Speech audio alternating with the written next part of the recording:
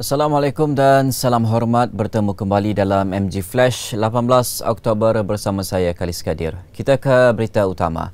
Menteri Kanan Pendidikan memaklumkan beliau tidak boleh campur tangan dalam sebarang keputusan oleh Lembaga Tata Tertib Perkhidmatan Pendidikan. Datuk Muhammad Razi Jidin berkata demikian bagi mengulas dakwaan salah laku guru matematik Muhammad Fadli Muhammad Saleh yang tular baru-baru ini.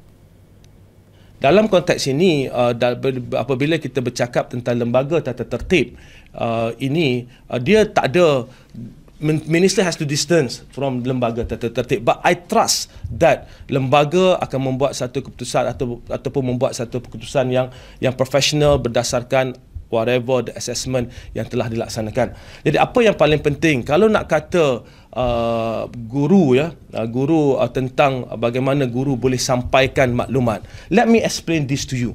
Dalam mana-mana sesi penjumpaan dialog saya dengan guru-guru, siapa-siapa yang pernah mengikutinya akan mengetahui bahawa tidak ada sebarang ruang untuk saya tutup. Saya tak pernah tutup ruang untuk guru memberi sebarang pandangan.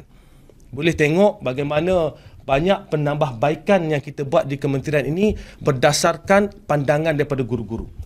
Beliau berkata demikian selepas berucap pada Majlis Pelancaran Inisiatif Reading Progress di Shah Alam pagi tadi. Dalam pada itu, Datuk Razi juga menafikan silibus yang digunakan KPM dalam sistem pembelajaran hari ini bukan dihasilkan oleh beliau. Jelas beliau, silibus untuk setiap mata pelajaran yang digunakan di sekolah rendah pada masa ini telah dibentuk sebelum pelaksanaannya pada 2017.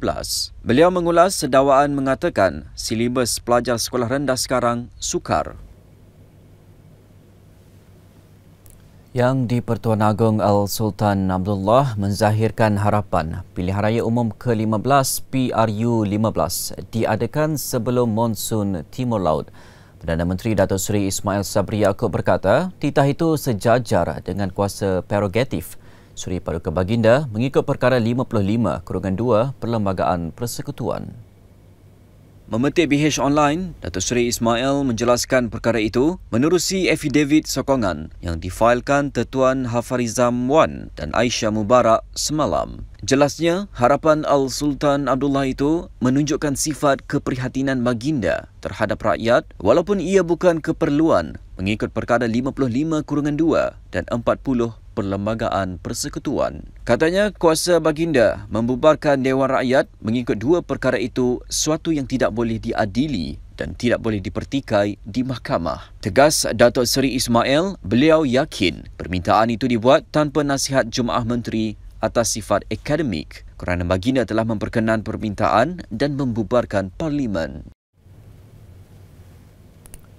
Apa yang akan dilakukan Barisan Nasional BN jika gagal memenangi 112 kerusi dan seterusnya menubuhkan kerajaan? Apakah mereka akan bekerjasama dengan PAS? Ini jawapan Perdana Menteri yang juga Naib Presiden UMNO, Datuk Seri Ismail Sabri Yaakob ketika ditanya mengenai perkara itu. Kita tunggu dulu keputusan, lepas itu kita akan buat keputusan selepas itu. Ya? Jadi kita cross the bridge dululah. Lepas tu baru kita buat keputusan. Kita buat andaian terlalu awal pun susah juga. Ya? Kita pun tak tahu apa yang akan berlaku dalam pilihan raya nanti.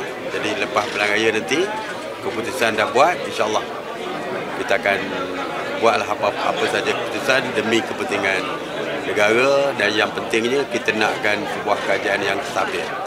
Jadi selepas itu kita putuskanlah. Ya? Beliau berkata demikian ketika ditemui merasmikan Konvensyen Kontraktor Bumiputera 2.0 dan Mesyuarat Agong Tahunan ke-43 Persatuan Kontraktor Melayu Malaysia di Pusat Dagangan Dunia hari ini. Sebelum ini, Timbalan Presiden UMNO Datuk Seri Muhammad Hassan memberitahu parti itu mensasarkan untuk memenangi sekurang-kurangnya 112 kerusi Parlimen dalam PRU15 bagi membolehkannya membentuk kerajaan. Katanya antara strategi yang bakal dilakukan adalah memberi fokus kepada kawasan-kawasan yang mana BN kalah dengan majoriti tipis dalam PRU sebelumnya. Ketiadaan Datuk Seri Najib Razak mungkin menyebabkan sokongan pengundi terhadap Barisan Nasional BN terjejas. Bekas Menteri di Jabatan Perdana Menteri Datuk Zahid Ibrahim berkata, aura ahli Parlimen Pekan itu menguatkan BN selepas kejatuhan pada pilihan raya umum ke-14 yang lalu. Kesan daripada Datuk Najib tak ada, itu susah nak agak. Kalau Datuk Najib ada di luar, saya lebih yakin. Tapi dia di dalam, jadi dan pemuda yang pengundi baru yang 5 juta ni, saya pun tak tahulah. Itu susah nak agak. Sekarang di BN, aura itu dekat Datuk Najib lah. So, bila Datuk Najib tadi? Saya rasa terjejas lah sikit sebanyak. Terjejas. Sebab dia pemimpin yang banyak biasa. Jadi kalau dia tak ada itu susah sekali. Tapi walaupun bagaimanapun saya rasa kalau Ali Abdul keluar semua mengundi dan bekerja kuat, insyaAllah lah. Beliau berkata demikian ketika ditemui selepas program Minda Profesor yang bertajuk Apa Masalah Sistem Kita, Perundangan dan Politik di Majlis Profesor Negara di Kajang hari ini. Datuk Zahid berkata, bekas Perdana Menteri itu merupakan seorang pemimpin yang banyak berjasa dan rapat dengan rakyat.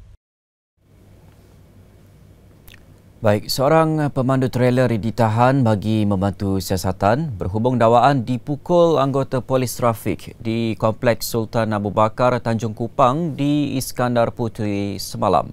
Ketua Polis Daerah ACP Rahmat Arifin berkata, lelaki tempatan berusia 48 tahun itu ditahan di lokasi sama sekitar 1 tengah hari.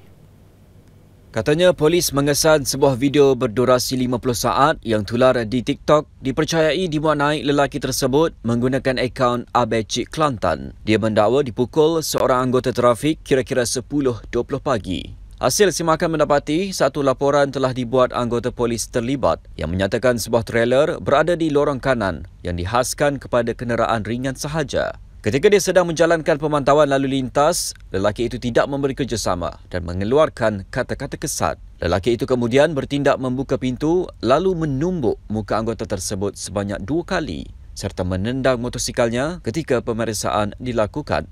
Ia mencetus pergelutan menyebabkan anggota terbabit cuba mempertahankan diri atas tindakan pemandu trailer berkenaan. Susulan itu, satu kertas siasatan dibuka mengikut Seksyen 353 Kanun Kesiasaan kerana menggunakan kekerasan jenayah bagi menakutkan penjawat awam menjalankan kewajipan. Permohonan reman terhadapnya dibuat di Mahkamah Johor Bahru hari ini bagi melakukan siasatan lanjut. Seorang peniaga buah-buahan dan seorang pelanggan cedera apabila 5 kenderaan pelbagai jenis terbabas lalu merempuh gerai di Jalan Besar Air Tawar Beruas semalam. Jurucakap Jabatan Bomba dan Penyelamat Malaysia GBPM Perak memaklumkan nahas itu berlaku jam 1.50 petang. Katanya insiden tersebut menyebabkan peniaga berusia 42 tahun itu mengalami kecederaan parah di lengan dan kaki kanan, manakala pelanggan berusia 54 tahun cedera ringan di bahagian kepala dan badan. Operasi yang diketuai Pegawai Bomba Kanan 2 Sukardi Muhammad itu tamat 2.30 petang. Sementara itu, Ketua Polis Daerah Manjung, Asisten Komisioner Omar Sapi, memohon orang awam yang mempunyai maklumat berkaitan kejadian tampil membantu siasatan. Berita itu tadi mengakhiri MG Flash buat masa ini. Kita jumpa lagi selepas ini dalam siaran jam 6.45 petang. Saya Khalis Kadir. Assalamualaikum dan salam hormat.